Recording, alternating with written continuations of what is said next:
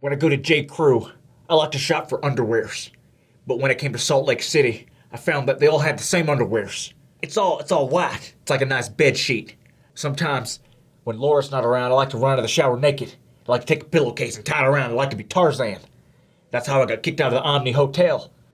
It got really weird when I went down to breakfast, and all they found was two Post-it notes and a sugar packet.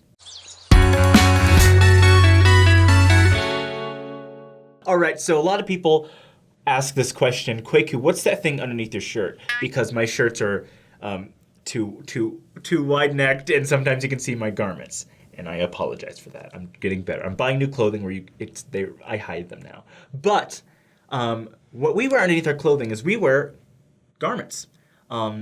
It's a special kind of underwear and shirt. It just kind of looks like a t-shirt and boxer shorts, and it's white. And we wear underneath our clothing. And a lot of people, they look at this and they go, you guys have magic underwear. I think it was Penn Jillette said we wear crazy underwear. Yeah, it's crazy. It's got like sparkles, and it's got, you hit a button and it starts singing September by Earth, Wind, and Fire. It's not crazy. It's what we wear. Now, to a lot of people, this seems foreign because the idea of Christians wearing things, that's so bizarre, unless nuns or cardinals or priests or rabbis or anyone. A lot of religions wear things, you know? We just wear underneath our clothing. It's also funny because before I was LDS, sometimes I would wear a cross necklace. And I don't wear a cross necklace now. One, because men who wear necklaces just don't get girls. But two, because, I already wear garments. So I already wear my symbol of my faith underneath my clothing. It's just, to me, it's something sacred. And there's certain things I don't want to blast online. I tell you everything else about me online. There's a couple things I can keep to myself, okay, folks? Muslims and Sikhs also wear clothing on their head that they regard to be sacred, and clothing in other places they regard to be sacred.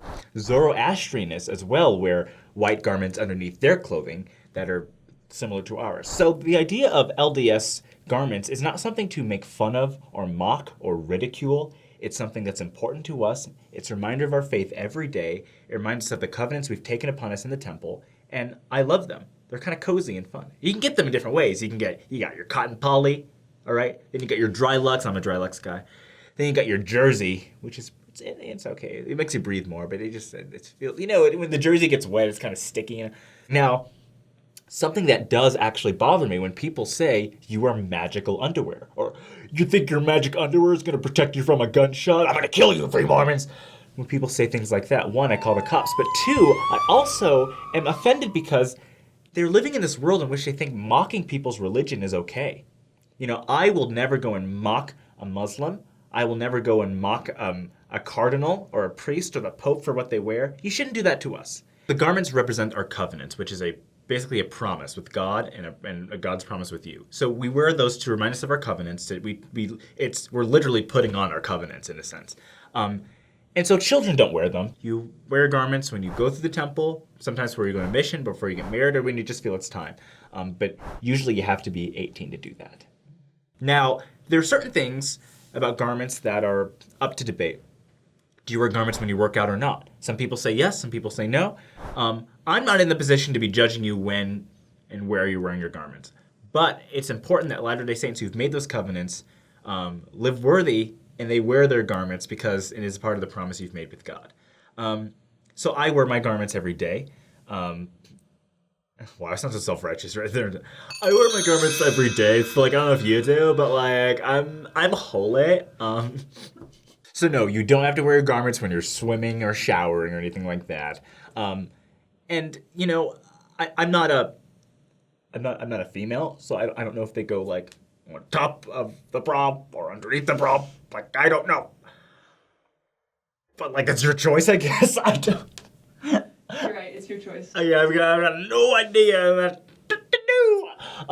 But basically, I hope you guys know, I hope this is a good episode, to know that garments are something we wear. They're not something to be mocked. They're not something crazy. They're not magical underwear. There's nothing magic about it at all. Wingardium Leviosa. Zoroastrianists, Muslims, Catholics, Jews, Hindus, Buddhists, Confucius, a lot of people wear religious clothing. And the Latter-day Saints don't deserve to be picked apart and mocked because we wear it as well, because we wear it underneath. Oh, by the way, before I go, the church has made a video about garments. Click on it right here. You can watch it. It'll be in the link in the description below. And by the way, I learned that in high school. The cheerleaders, the Cypress Ranch High School cheerleaders at football games, they used to do that all the time. And we were like, for years, how do they do that thing? And then I learned my senior year how they did it. It was great. Anyway, that had nothing to do with anything. Subscribe, click the notification bell, like us on Instagram, Twitter, and Facebook. Follow us. Guys, share these videos. Share them. A lot of people want to know about Mormon garments. They want to know, why do the Latter-day Saints wear magic underwear? Michelle, frankly, I want to say, nobody has better underwear than the Mormons. They've got the best underwear, it's true. It's true.